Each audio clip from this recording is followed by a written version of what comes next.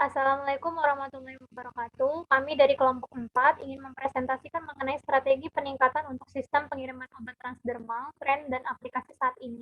Untuk kelompoknya terdiri dari Anggia Eka Nuroktaviani, saya sendiri, kemudian Indah Kurnia, Eis Ratnasari, Silvi Rahmi, Erlina Septiani, Putri Hana Hanana, Cut Mutia Safitri, Intan Almira, Nandari Fitriana, dan Desi Puspitasari.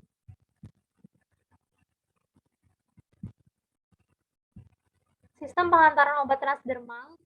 Sistem pengantaran obat merupakan suatu strategi utama yang digunakan untuk meningkatkan ketersediaan hayati, bahan aktif farmasi. Sistem pengantaran obat transdermal menggunakan kulit sebagai tempat pemberian obat yang diserap ke dalam sirkulasi sistemik melalui pembuluh darah di kulit dan kemudian diedarkan ke seluruh tubuh. Keuntungan sistem transdermal yaitu kemudahan aplikasi dan administrasi tanpa memerlukan tenaga ahli. Kemudian yang kedua, penghindaran metabolisme lintas pertama, memiliki potensi untuk mengurangi frekuensi pemberian. Kulit merupakan perlindungan pertama bagi tubuh dari lingkungan luar, memiliki luas sekitar 1,5 sampai 20 meter kuadrat dan menyumbang 15% dari total massa tubuh orang dewasa. Fungsi kulit yaitu melindungi tubuh dari gangguan eksternal termasuk serangan fisik, mekanik, dan kimia, melindungi tubuh dari radiasi UV yang disebabkan oleh matahari, pemeliharaan hemostatis melalui sistem termoregulasi, ekskresi beberapa zat seperti natrium klorida, urea, asam urat, amonia, dan lipid sebagai tempat penyerapan utama berbagai jenis obat, baik lokal maupun sistemik. Kemudian faktor yang mempengaruhi penyerapan kulit yang pertama adalah fisiologis kulit, seperti ketebalan stratum korneum, dan jumlah lipid di berbagai bagian lapisan kulit, banyaknya pembuluh darah kapiler pada kulit bagian tubuh tertentu, keberadaan folikel rambut dan saluran keringat, serta suhu tubuh. Kemudian untuk faktor kimia, itu terdiri dari tingkat ionisasi obat, titik leleh obat juga dapat mempengaruhi permeasinya ke dalam kulit. Faktor selanjutnya yaitu koefisien partisi atau log P. Obat harus dalam kisaran 1,0 sampai 3,0.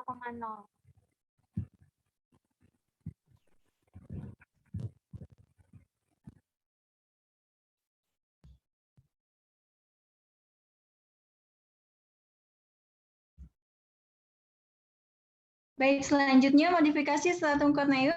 Yang pertama ada metode hidrasi kulit dan penggunaan bahan kimia. Kemudian ada metode yang digerakkan oleh energi.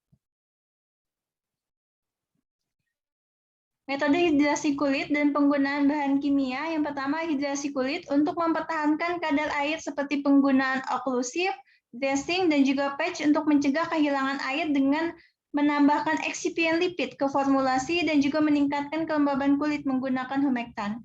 Kemudian penambahan bahan kimia, yang pertama ada dimethyl sulfoksida, kemudian ada azon, pyrrolidon termasuk N-methylpyrrolidon dan juga 2-pyrrolidon. Terus selanjutnya ada asam lemak, alkohol, surfaktan, urea, dan terpen. Next.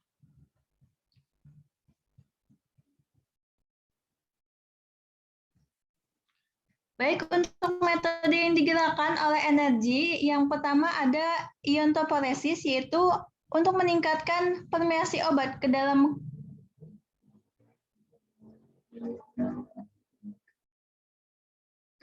kulit dengan menggunakan arus listrik yang kecil. Arus listrik yang diterapkan dalam iontoporesis bervariasi dari 0,5 hingga 20 mA.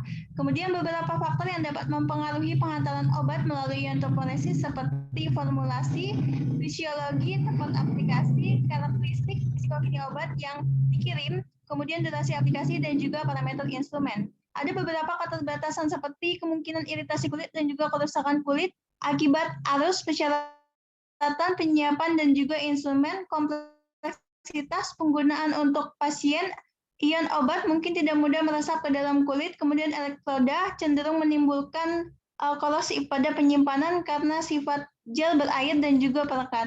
Tidak adanya perangkat iontoporesis komersial di pasar, kemudian faktor pengiriman ini lebih mahal dibandingkan dengan jenis produk transdermal lainnya yang ada di pasaran. Contohnya adalah obat antiinflamasi seperti ibuprofen, aspirin, dan juga indomethacin. Kemudian ada almoliptan, garnisetron, natrium nonifamid, asetat, dan juga ada insulin.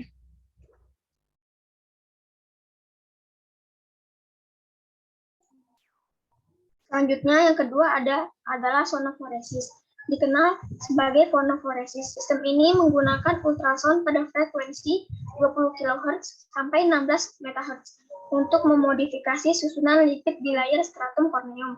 Ada dua kemungkinan mekanisme peningkatan tindakan melalui sonoforesis, yaitu efek termal dan kavitasi, termasuk kavitasi stabil dan inersia.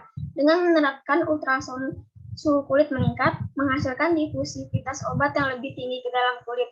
Mekanisme kavitasi mengacu pada pembentukan rongga dan gelembung di stratum korneum. Pada paparan ultrasound, rongga dan gelembung dibuat, menyebabkan gangguan pengemasan lipid di layar di stratum korneum, terutama di antarmuka keratinosit dan lipid stratum korneum. Sistem pengantaran obat menggunakan sonoforesis dipengaruhi oleh sejumlah faktor, yaitu frekuensi, intensitas, dan mode ultrasound. Beberapa kerugian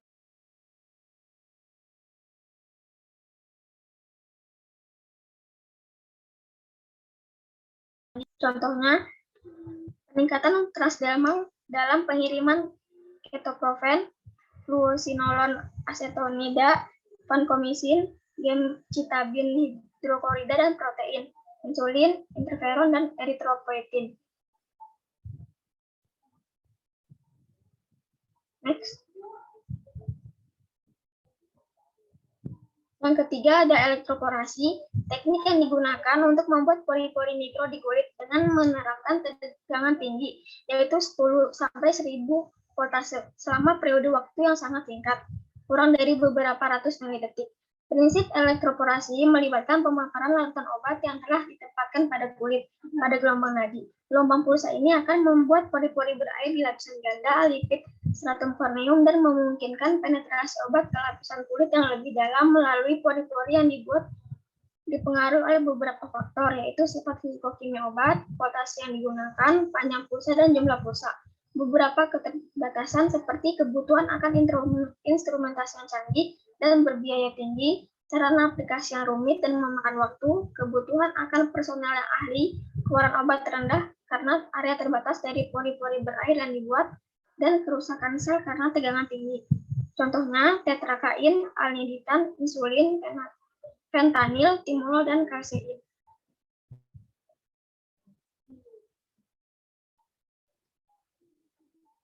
Untuk penyerapan obat itu dibagi menjadi dua, yaitu transepidermal dan transapendegal.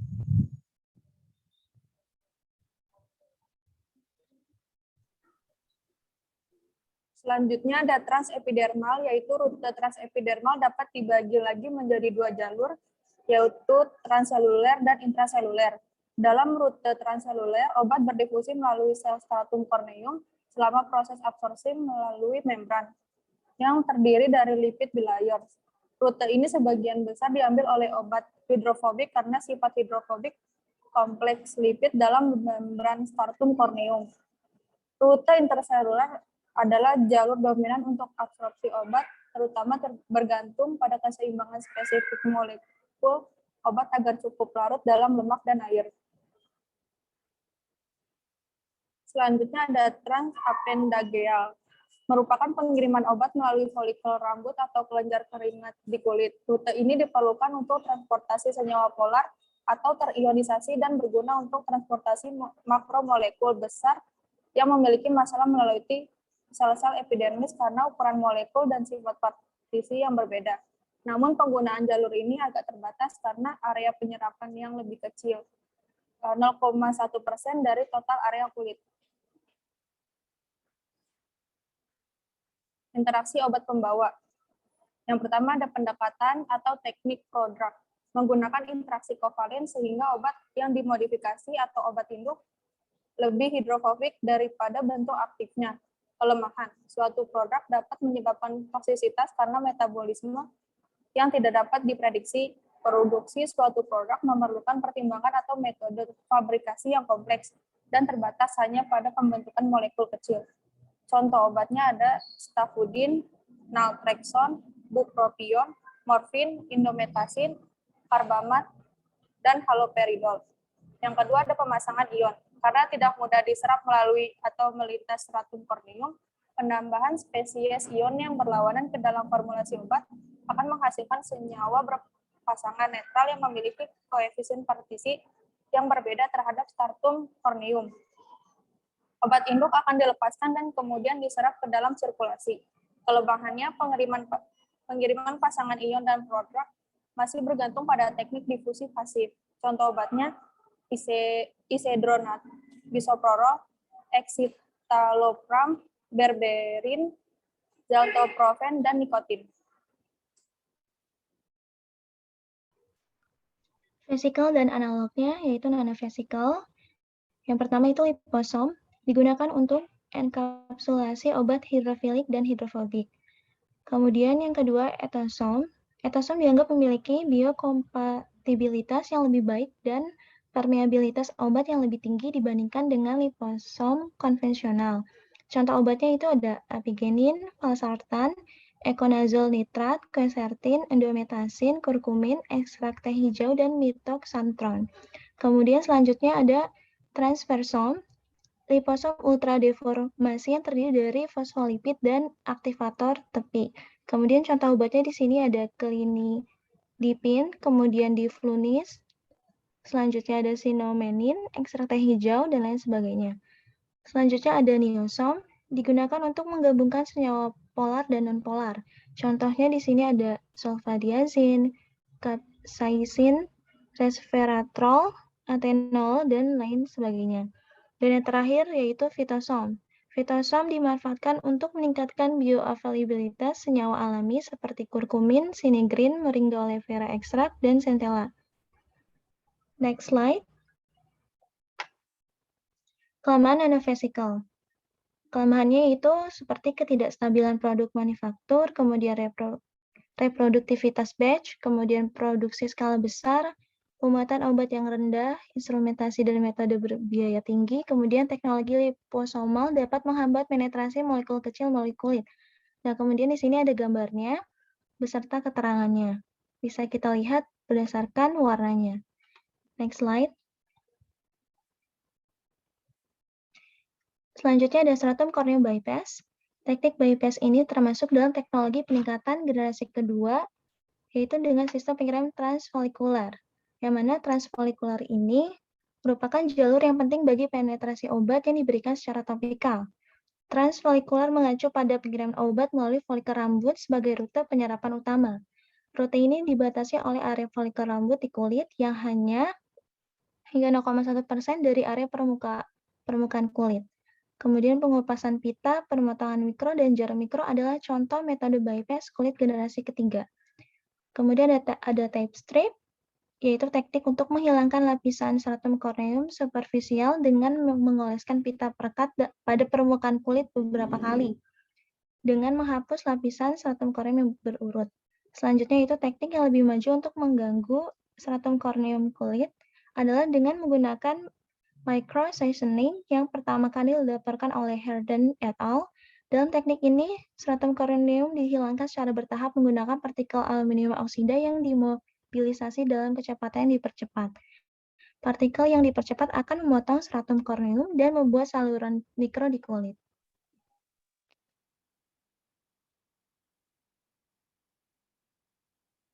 Teknik ini menunjukkan beberapa kelemahan, seperti persiapan yang memakan waktu, disposisi partikel di kulit, dan kemungkinan infeksi setelah aplikasi. Metode bypass stratum corneum terakhir yang digunakan untuk meningkatkan penghantaran obat transdermal adalah jarum mikro. Next. Jarum mikro. Microneedles adalah jarum berukuran mikron pada penyangga padat dengan ketinggian 25 sampai dan 2000, dapat menembus stratum corneum dan dapat membuat saluran mikro yang diperkenalkan oleh Gerstel dan Pleiss. Microneedle mampu menembus stratum corneum kulit dan mencapai dermis tanpa melanggar ujung saraf dan pembuluh darah di lapisan dermal setelah pemberian. Microneedles kurang nyaman dibandingkan dengan hipodermic injeksi yang larut dan membentuk hidrogel, dapat menghindari kebutuhan pembuangan limbah benda tajam dan tidak berkontribusi pada penularan penyakit yang ditularkan melalui darah seperti yang dapat dilakukan oleh jarum dan alat suntik tradisional. Pada pengiriman makromolekul lebih layak menggunakan microneedles. Selain itu, kulit dapat dengan cepat pulih setelah dihilangkan, dapat mencegah iritasi atau infeksi sekunder di lokasi aplikasi.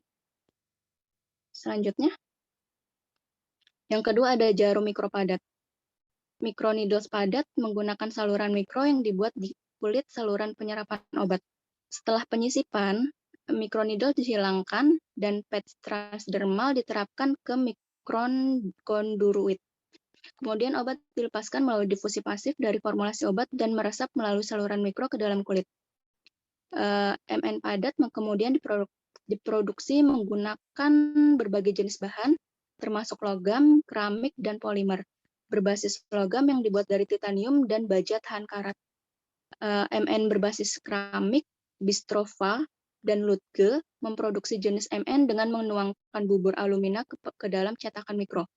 Selain itu, jenis keramik seperti kalsium sulfat dihidrat digunakan untuk pembuatan MN padat, kombinasi nano-emulsion dan stainless steel solid MN untuk meningkatkan pengiriman transdermal acyclovir.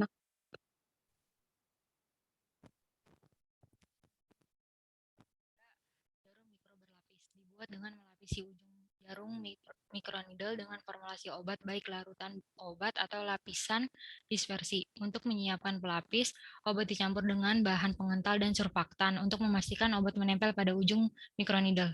Sebelum dimasukkan ke dalam kulit, microneedle dibuat dari logam atau polimer. Karena teknologi dasarnya memerlukan produksi microneedle padat, setelah penyisipan microneedle ke dalam kulit, lapisan obat disimpan dan larut saat kontak dengan cairan interstisial.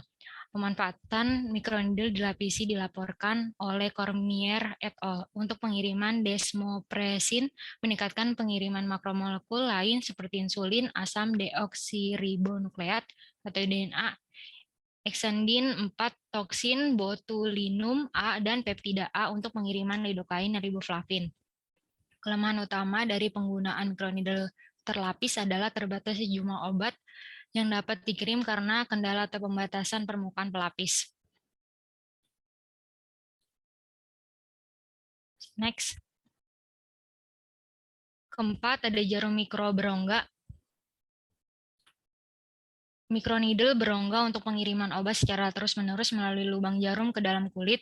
Dalam microneedle berongga, formulasi obat, larutan atau dispersi dimuat di bagian dalam microneedle. Kemudian obat disuntikan dan dipindahkan ke kulit setelah penyisipan microneedle. Microneedle berongga dapat diproduksi menggunakan logam, silikon, kaca, atau polimer. Bahan yang telah digunakan untuk pembuatan microneedle adalah polioxymethylene, polyimida, dan polymethyl metaakrilik. Kerugian utama menggunakan microneedle berongga adalah kemungkinan penyumbatan setelah jarum dimasukkan karena lubang jarum terbuka. Next. Melarutkan jarum mikro. Untuk pembuatan melarutkan microneedle, obat dicampur dengan polimer larut dan biokompatibel. Dengan demikian, laju pelepasan obat terutama dipengaruhi oleh komposisi polimer dan matriks microneedle. Melarutkan microneedle telah diproduksi menggunakan banyak polimer yang berbeda seperti polilaktida koglikolida, karboksimetilselulosa, alkohol polipinil, polipinil pirolidon, asam hyaluronat, pululan, dan kopolimer metil penil eter dan asam maleat. Melarutkan microneedle dapat digunakan untuk mengantarkan obat-obatan microneedle kecil dan besar. Selain itu, obat-obatan yang didokumentasikan di atas juga bervariasi dalam hal polaritasnya.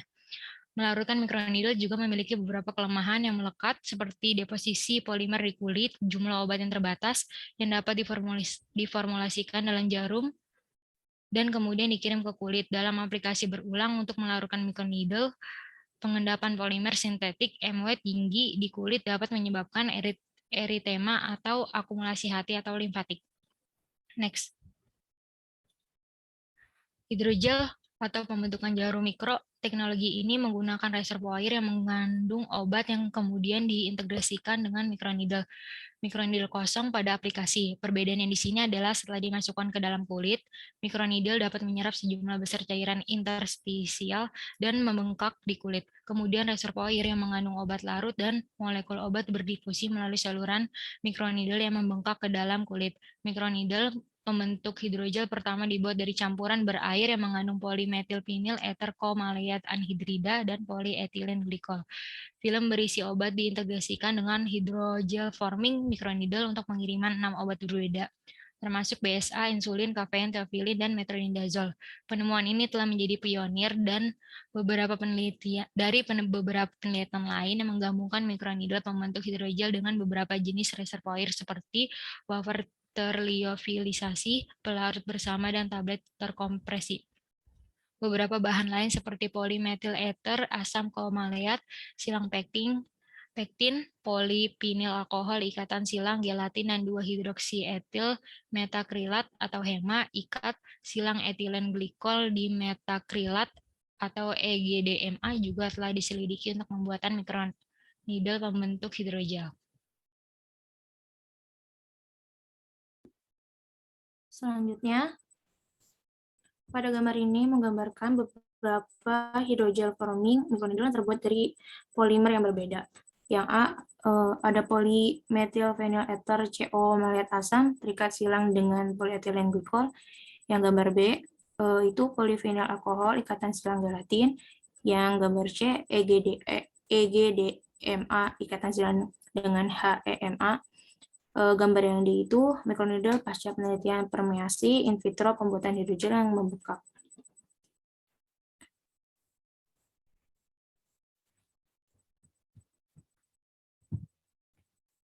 Manfaat microneedle pembentukan hidrogel dibandingkan dengan jenis microneedle lainnya, padat, dilapisi, berongga, dan larut. Yang pertama itu karena obat bukan merupakan bagian komponen dari matriks microneedle, adalah mungkin untuk membuat lebih banyak obat ke dalam reservoir yang memuat obat terkait daripada yang dapat dimuat ke dalam susunan microneedle itu sendiri. Akibatnya, ini dapat menyebabkan peningkatan konsentrasi obat yang dikirim ke kulit. Yang kedua, setelah aplikasi, microneedle yang bengkak dikeluarkan utuh dari kulit. Karenanya, tidak ada deposisi polimer di kulit. Yang ketiga, microneedle pembentukan hidrogel hanya membutuhkan proses aplikasi satu langkah yang mengarah pada kemudahan administrasi. Next. Pemilihan bahan dan metode pembuatan jarum mikro. Awalnya microneedle dibuat menggunakan sistem mikroelektromekanis atau MEMS. MEMS adalah teknologi untuk membuat komponen mikro yang menggabungkan aspek mekanik dan elektrik. Bentuk paling awal dari MEMS adalah litografi. Alphonse Poitevin menggabungkan cahaya dengan litografi berdasarkan keahlian fotografinya. Dan ini disebut fotolitografi. Pada tahun 1998, fotolitografi kemudian diadaptasi untuk pembuatan silikon microneedle. Sebelum proses utama, sangat penting untuk memastikan bahwa permukaan wafer silikon bersih dari partikel debu atau bahan organik lainnya. Larutan yang terdiri dari amonium hidroksida hidrogen peroksida air, perbandingannya 1:1:5, volume per volume, digunakan untuk menghilangkan kontaminan organik dan logam berat. Kemudian larutan lain yang terdiri dari asam hidroklorida hidrogen peroksida air 1:2:3, volume per volume, digunakan untuk membersihkan permukaan dari magnesium, aluminium, dan ion alkali ringan.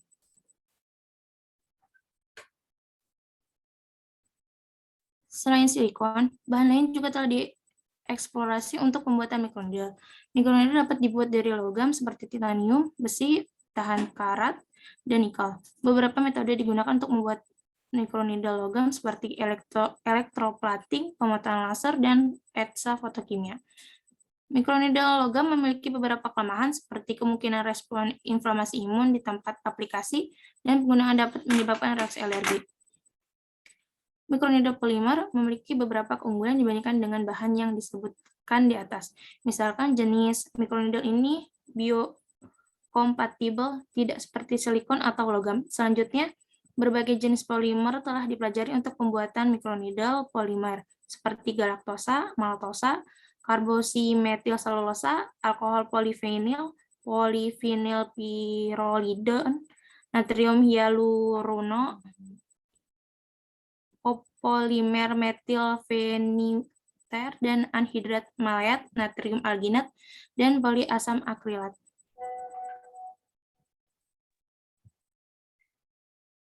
Selanjutnya, metode manufaktur sederhana seperti teknis berbasis micromolding. PDMS atau elastomer silikon adalah bahan yang paling umum untuk membuat cetakan microneedle. Untuk menyiapkan cetakan PDMS, struktur induk cetakan diperlukan. Cetakan master ini dapat dibuat dari logam atau silikon yang dicetak menggunakan metode fotolitografi. Secara khusus, cetakan master logam umumnya dibuat dengan memotong dari balok padat. Namun, cetakan induk yang terbuat dari logam atau silikon menunjukkan batasan pada tinggi dan densitas microneedle. Next. Untuk mengatasi masalah yang disebutkan di atas, menurut penelitian Donnelly et al. Menggabungkan metode microneedle, metode micromolding dengan teknik rekayasa laser. Teknologi laser memanfaatkan cahaya monokromatik yang dapat fokus pada titik kecil. Alih-alih mencetak struktur microneedle pada cetakan PDMS menggunakan cetakan master logam, teknologi laser digunakan untuk membuat struktur microneedle. Diameter dan jarak yang relevan pada lembaran elastomer silikon. Jadi, dalam metode kombinasi ini, lembaran silikon yang direkayasa dengan laser kemudian direkatkan ke bagian bawah PDMS atau elastomer silikon dengan pengikatan silang. Sistem ini kemudian digunakan sebagai cetakan utama untuk pembuatan microneedle polimer. Next. Selanjutnya, tren saat ini dan aplikasi prospektif dari jarum mikro. Para ilmuwan tertarik untuk mengembangkan microneedle untuk beberapa tujuan, seperti pengiriman vaksin COVID-19, pengobatan jangka panjang untuk human immunodeficiency virus atau HIV, produk kontrasepsi, dan untuk tujuan diagnostik. Bahwa platform yang ideal untuk pengiriman vaksin COVID-19 harus memiliki model sistem integrasi sederhana yang dapat diproduksi secara luas, tidak mahal, dan dapat diadministrasikan dengan instruksi minimum yang mengurangi pengawasan. Pekerjaan lebih lanjut oleh Abbas et al., penulis telah meninjau manfaat menggabungkan microneedle dengan nanopartikel untuk pengiriman vaksin COVID-19. Karena microneedle dapat diproduksi menggunakan biomaterial, platform pengiriman ini telah diproyeksikan sebagai strategi prospektif untuk mengatasi tantangan dalam mengatasi COVID-19.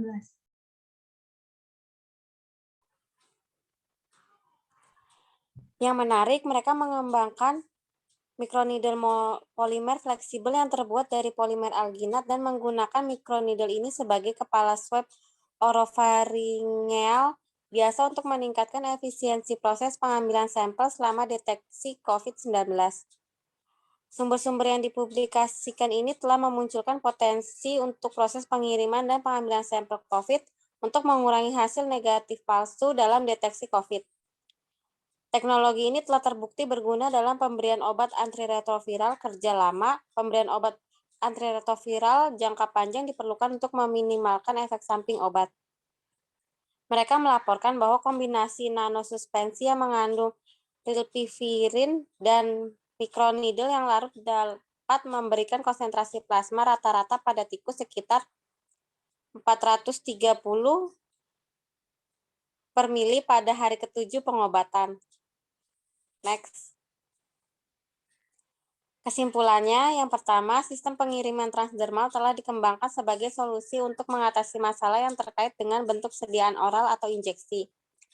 Yang kedua, sistem pengiriman ini terbatas pada obat MW kecil dan hidrofobik. Kombinasi metode yang digerakkan oleh energi seperti iontoporesis dengan patch transdermal konvensional telah memberikan pilihan alternatif untuk meningkatkan sistem pengiriman transdermal pasif.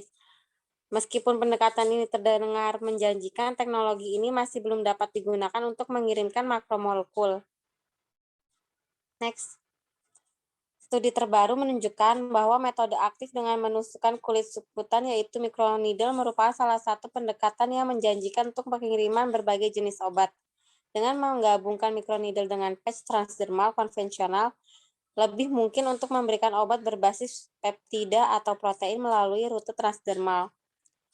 Microneedle telah berhasil dilaporkan untuk berbagai tujuan seperti memberikan vaksin COVID, pengiriman jangka panjang untuk pengobatan HIV dan hormon kontrasepsi, dan pemantauan obat terapeutik.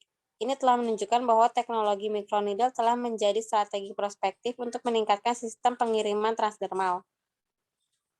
Next. Selanjutnya, platform pengiriman ini telah terdaftar sebagai salah satu dari top 10 emerging technologies of 2020 oleh World Economic Forum. Pengesahan oleh Forum Ekonomi Dunia ini mendukung untuk komersialisasi cepat produk microneedle yang saat ini sedang dalam peninjauan dan pengembangan peraturan. Penting bahwa pengawasan peraturan komprehensif untuk teknologi yang muncul ini dan bahwa semua aspek komersialisasi sepenuhnya ditangani untuk memastikan teknologi microneedle dapat bergerak positif pada pasien dan dokter di seluruh bidang medial. Misalnya, studi bioekivalensi berulang harus dilakukan untuk memastikan keamanan, kemanjuran, dan validitas data fase klinis. Sekian presentasi dari kelompok 4. Wassalamualaikum warahmatullahi wabarakatuh.